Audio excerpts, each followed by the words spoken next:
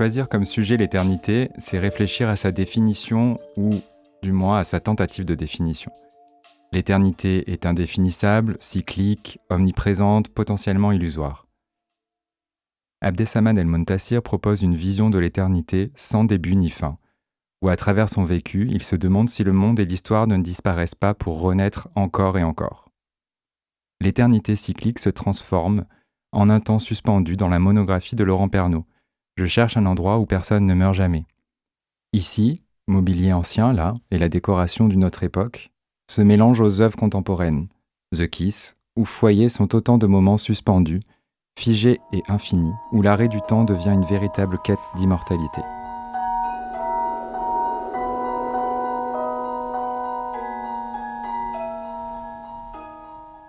Plus intime, Jeanne Susplugas a une vision personnelle de l'éternité qui résonne en nous de façon familière. Chaque moment vécu ou à vivre se guérit et se digère par la psyché.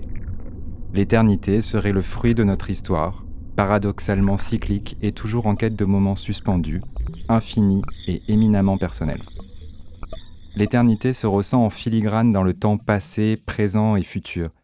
Kilkor, l'œuvre en miroir d'eau de Félicie d'Estienne-d'Orve, inspirée des mandalas tibétains, illustre bien cela, où par la réverbe des créations de Vasarely, l'eau devient forme, souvenir et allégorie d'un rythme qui passe.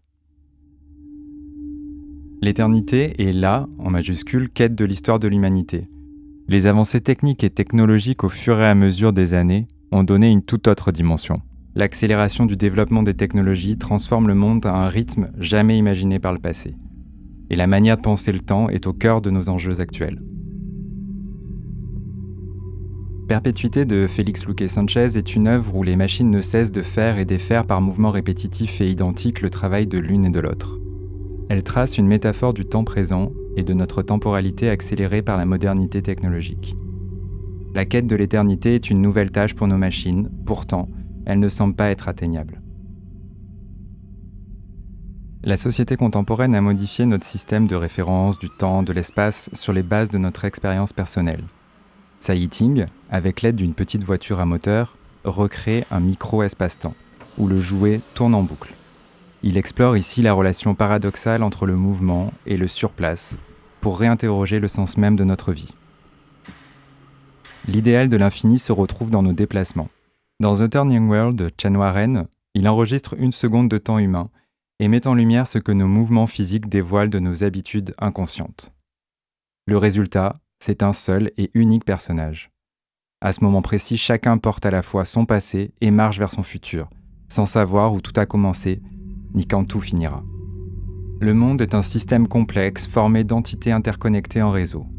Entre monde microscopique et monde macroscopique, Ivan Lu illustre ce phénomène avec The Rice-Pile Model. Ce dernier consiste en l'étude de phénomènes complexes, comme le changement climatique, la propagation de maladies, les krachs boursiers, etc., etc. Cette œuvre met en évidence comment de micro-changements, mis bout à bout, peuvent entraîner de grosses conséquences.